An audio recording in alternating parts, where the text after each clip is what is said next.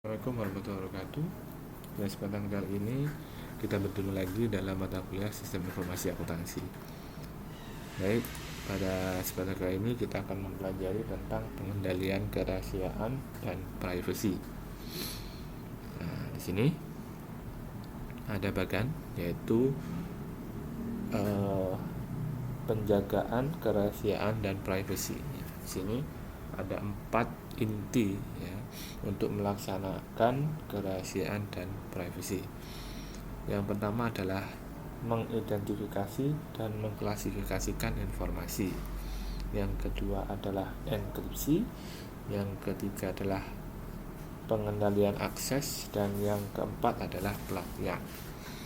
Di mana identifikasi dan klasifikasi informasi ini harus dilaksanakan. Ini maksudnya, jadi informasi yang ada di dalam perusahaan itu diidentifikasi dan diklasifikasikan dari yang terpenting sampai yang tidak terpenting. Dari yang terpenting sampai tidak penting. Jadi informasi itu diklasifikasikan. Misalnya perusahaan memproduksi sepatu. Informasi yang paling penting apa? Informasi yang paling penting adalah bahan baku untuk membuat sepatu itu. Yang pertama, misalnya kulit, ya, jenis kulitnya kulit apa, ya, kualitas nomor berapa, ya, didapatkan di mana, ya, suppliernya siapa. Ini adalah informasi-informasi penting. Ya. Informasi tidak pentingnya apa dari perusahaan pembuat sepatu, ya, mungkin informasi yang tidak penting adalah mengenai yang di luar bahan baku, misalnya jalur distribusi. Jalur distribusinya ini didistribusikan menggunakan toko yang khusus, ya, misalnya Nike ya, khusus toko Nike aja. Namun ada yang bekerja sama dengan mall-mall atau tempat pusat perbelanjaan yang lain. Nah, itu adalah informasi yang kurang penting dibandingkan dengan informasi bahan baku tadi. Itu harus diklasifikasikan. Nah, itu tadi ya, mengidentifikasi dan mengklasifikasikan informasi ya, dari yang terpenting sampai yang tidak penting. Selanjutnya adalah dienkripsi. Nah, misalnya ada pesan melalui internet, ya, untuk lebih amannya supaya pesan itu tidak disalahgunakan oleh penyadap, pesan itu dienkripsi dulu. Jadi proses enkripsi itu adalah dari plain text. Plain text itu seperti ya ini ya, identify and classify information to be protected. Nah, ini bisa dibaca. Ini namanya plain text. Ketika dienkripsi, ya, namanya adalah encryption text. Jadi pada nantinya tulisan ini itu akan berubah menjadi kode, misalnya 576 S1 756 S2 345, misalnya begitu. Jadi tidak bisa dibaca oleh orang, ya.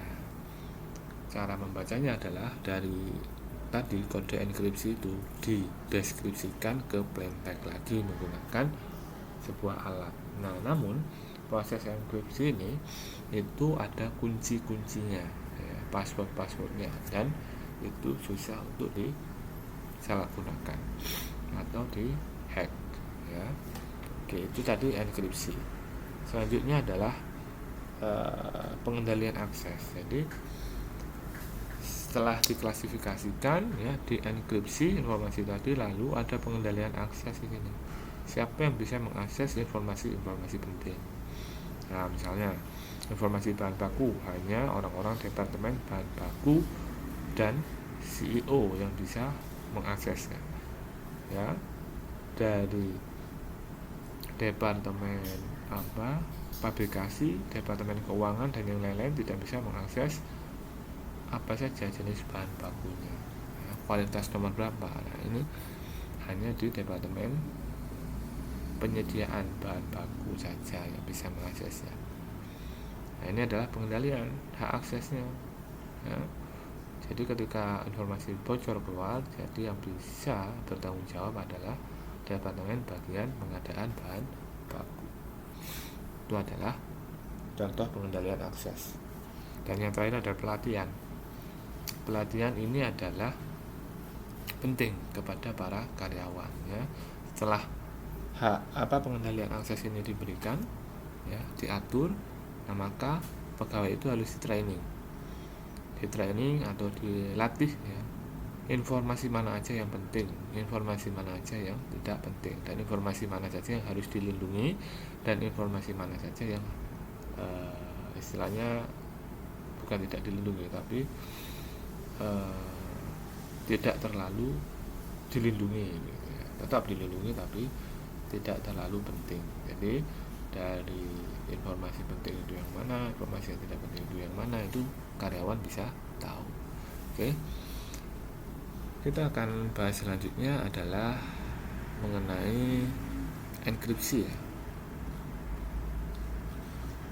Sini ada encryption. Jadi ini encryption, ya. Saya akan jelaskan sedikit tentang enkripsi.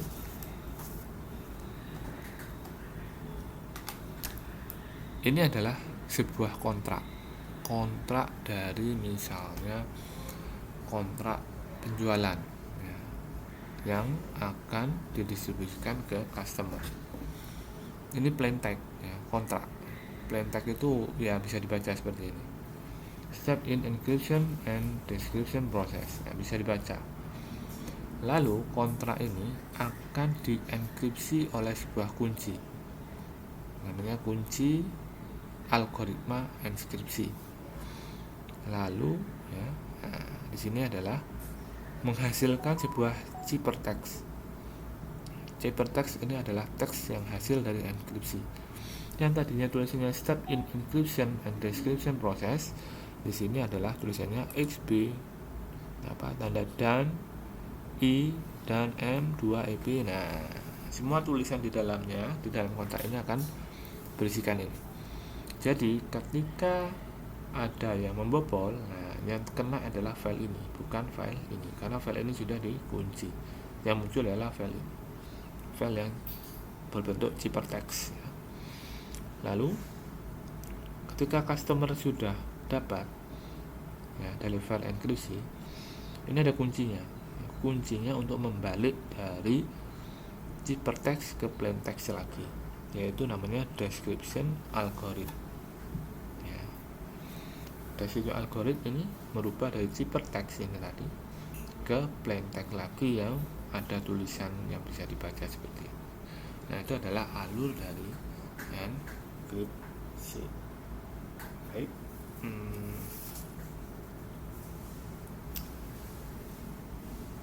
Mungkin ini yang penting, ya, untuk pelatihan, hak akses semuanya umum saja. Tidak ada hal khusus, ya. Nah, ini di sini ada yang namanya, saya jelaskan yang terakhir ini adalah hashing. Hashing adalah proses mengubah plain text dengan segala ukuran dan menciptakan sebuah kode singkat yang disebut hash. Ini dari bagian dari enkripsi, ya, itulah saya jelaskan tadi. Yang bersama, ya, dengan enkripsi tadi, tetapi ini hash, namanya hashing. Misalnya A mengirim ke B. Yang pertama, sebuah dokumen bisnis, ya, tanda tangan digital A atas dokumen B. Nama dari algoritma hashing, ya, untuk menciptakan tanda tangan digital di sini. Lalu B menerima paket informasi A. Nah, ini ada dua keadaan.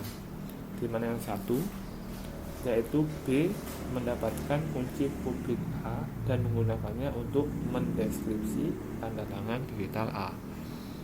Yang keadaan kedua, B menggunakan algoritma hashing yang dispesifikasikan oleh A untuk menciptakan sebuah hash dokumen bisnis yang diterima dari A. Lalu dari dua keadaan ini menghasilkan dua keadaan lagi, yaitu yang pertama adalah hash yang dianggap dihasilkan oleh A dari salinan dokumen milik A. Lalu di sini hash yang dihasilkan dari salinan dokumen milik B. Di sini.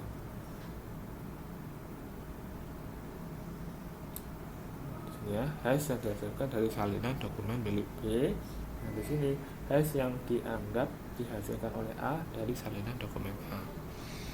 Lalu keduanya dikompare, dibandingkan. Nah, ini kalau hashnya match atau cocok, maka kedua salinan identik. Ya. A harus telah menciptakan dokumen. Ya. Kebalikannya, mendeskripsikan tanda tangan digital tidak akan menghasilkan sebuah hash yang dapat dibaca. Lalu yang ketiga, B dapat menindaklanjuti dokumen, yakni bahwa A tidak dapat mengingkari permintaan transaksi. Kalau hashnya ditolak atau tidak match, di sini satu, salinan dokumen B tidak cocok dengan milik A karena A mungkin tidak membuatnya, atau pesanan tersebut kacau dalam transmisi.